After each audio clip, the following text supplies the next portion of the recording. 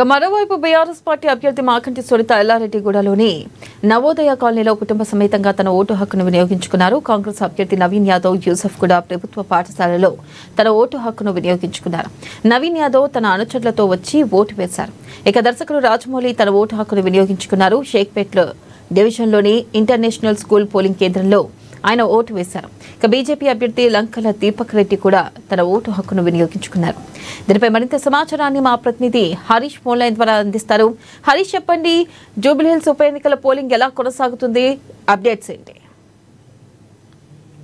Right వెన్నెల, జూబ్లీహిల్స్ ఉప ఎన్నికకి సంబంధించి కూడా పోలింగ్ ఇప్పుడు మందకొడిగా కొనసాగుతుందని చెప్పొచ్చు. ఉదయం ఏదైతే 7 గంటలకు సంబంధించి కూడా పోలింగ్ ప్రక్రియ ప్రారంభమైంది. పలు చోట్ల కూడా ఈవీఎంలకు సంబంధించి కూడా మొరాయించిన పరిస్థితి అయితే కనిపిస్తుంది. అక్కడ సంబంధించి కూడా ఈవీఎంలను రీప్లేస్ చేసి పోలింగ్ కంటిన్యూ చేస్తున్న పరిస్థితి అయితే ఉన్నది.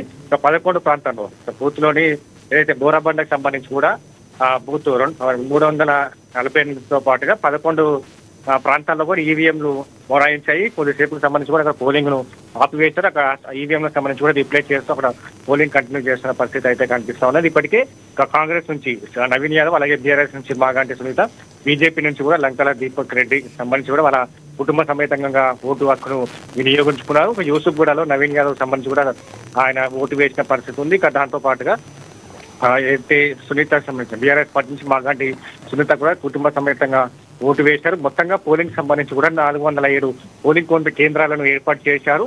5,000 మందికి సంబంధించి కూడా సిబ్బంది ఇప్పుడు పోలింగ్ సిబ్బందిలో ఇప్పుడు సిబ్బంది కొనసాగుతున్న పరిస్థితి అయితే ఉన్నది. మొత్తంగా 1,700 మంది 1,761 మంది పోలీసులకు సంబంధించి కూడా భద్రతా నడవ పోలింగ్ కొనసాగుతా ఉన్నది.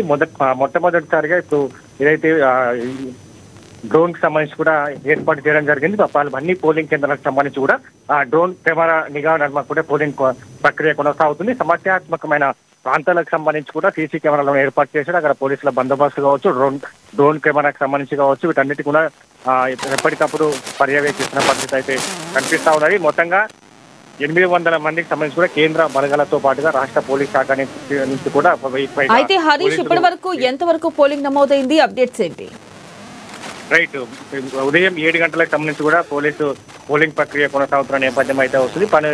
పలు ఏదైతే కేంద్రాల్లో సంబంధించి ఈవీఎంలు మొరాయించడం జరిగింది. అక్కడ సంబంధించి కూడా పోలింగ్ సంబంధించి కూడా ఆలస్యంగా ప్రారంభమైన పరిస్థితి అయితే ఉంది. కాబట్టి ఉదయం నుంచి 7 గంటల నుంచి ఇప్పటి వరకు 10 గంటల వరకు సంబంధించి కూడా 10% పోలింగ్ అయితే ఇప్పుడు నమోదైన పరిస్థితి అయితే కనిపిస్తా ఉన్నది.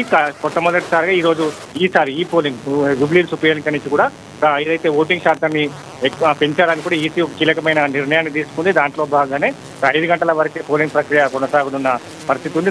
ఒక గంట పెంచుతూ కూడా 6 గంటల వరకు సంబంధించి కూడా ఇప్పుడు ఏదైతే ఈ ఈసీకి సంబంధించి కీలకమైన నిర్ణయాన్ని తీసుకుంది. 6 గంటల వరకు పోలింగ్ కొనసాగుతుంది. 6 గంటల లోపు ఎవరైతే పోలింగ్ కేంద్రాల వెలుపల ఉంటారో వాళ్ళందరికీ సంబంధించి కూడా ఓటు హక్కును వినియోగించుకునేందుకు ఈసీ ఒక నిర్ణయాన్ని అయితే తీసుకా ఉన్నది. ఇప్పటికే చాలా వరకు సినీ ప్రముఖులు కావచ్చు, రాజకీయ ప్రముఖులు కావచ్చు తమ ఓటు హక్కును వినియోగించుకుంటా ఉన్నారు. ఎందుకంటే జూబ్లీహిల్స్ సంబంధించి కూడా పలు కీలకమైన ప్రముఖులు, రాజకీయ ప్రముఖులు కావచ్చు, సినీ ప్రముఖులు కావచ్చు ఓటు హక్కును కలిగి ఉంటారు. కాబట్టి వాళ్ళకి సంబంధించి కూడా ఇప్పటికే సినీ ప్రముఖులు, రాజకీయ ప్రముఖులు సంబంధించి కూడా ఓటింగ్ వేస్తున్న పరిస్థితి అయితే కనిపిస్తా ఉన్నది. కాబట్టి మొత్తంగా 6 గంటల వరకు ఈ పోలింగ్ కొనసాగనున్నది. ఇప్పటికే ఫిర్యాదులకు సంబంధించి అక్కడ పోటాపోటీ ప్రచారం నిర్వహించిన పరిస్థితి అయితే ఉంది. అయితే హరీష్, ప్రధానంగా చూసుకున్నట్టయితే ఇటు 139 ప్రాంతాల్లో కూడా 139 డ్రోన్లను ఏర్పాటు చేసినట్లుగా తెలుస్తుంది. మరి సమస్యాత్మక ప్రాంతాల్లో అంతా సజావుగానే సాగుతుందా పోలింగ్? అప్డేట్స్ ఏంటి? రైట్, మొత్తంగా 139కి సంబంధించిన ప్రాంతాల్లో 407 పోలింగ్ కేంద్రాలను ఏర్పాటు చేశారు. 5,000 మంది పోలీస్ సిబ్బందికి సంబంధించి కూడా విధుల్లో పాల్గొంటున్నారు. దాంతో పాటుగా కేంద్ర బలగాలు కావచ్చు, ఏదైతే డ్రోన్ కి సంబంధించి కూడా విధి నిర్వహణలో ఇప్పుడు ఏదైతే పోలింగ్ కొనసాగుతున్న పరిస్థితి అయితే కనిపిస్తా ఉన్నది. కాబట్టి 10% పోలింగ్ కొనసాగినది. జూబ్లీహిల్స్ కి సంబంధించి కూడా 144 సెక్షన్ అమలులో ఉన్న పరిస్థితి అయితే ఉన్నది. ఇప్పటికే పలు ఏదైతే రాజకీయ నేతలకు సంబంధించి కావచ్చు వాళ్ళంతా కూడా నియోజకవర్గాన్ని వదిలి వెళ్లాలని కూడా ఈసీ కూడా ఇప్పటికే ఆదేశించింది.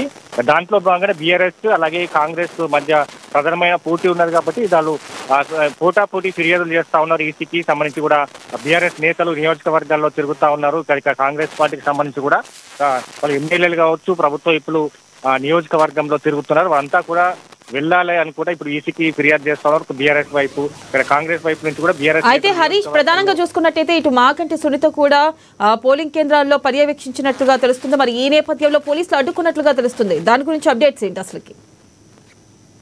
రైట్, ఇప్పటికే ఇక్కడ ఏదైతే ప్రభుత్వ వైపు బీర్లా ఎలయతో పాటుగా పలు నేతలంతా కూడా పోలింగ్ కేంద్రాల వద్ద ఓటర్లను ప్రభావితం చేస్తున్నట్టుగా కూడా ఏదైతే బీఆర్ఎస్ పార్టీకి సంబంధించి కూడా నేతలు ఈసీకి ఫిర్యాదు చేస్తా ఉన్నారు.